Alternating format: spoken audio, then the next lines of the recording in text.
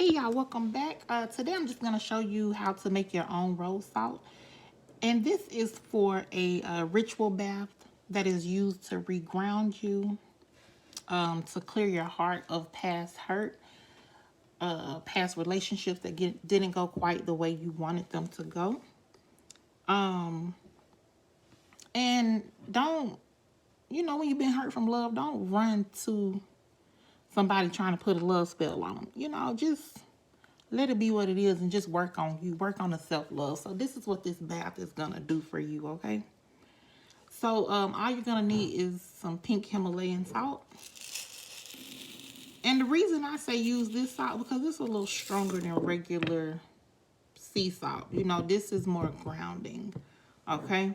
So you just want to pour that in there. Get you some dry rose petals. And, mix that up.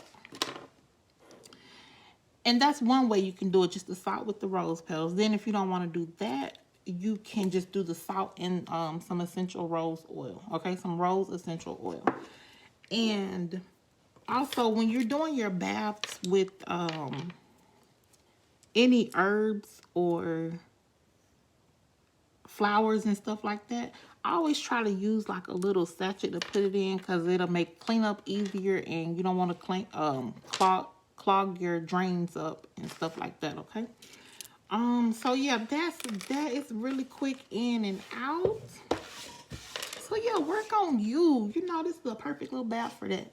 And also, this is my self-love candle that should be restocked by the end of this week. But yeah, check us out on the website for this. And even if you can't purchase that, I just appreciate you showing your support in so many other ways by watching the video, liking the video, subscribing to the to our emailing list.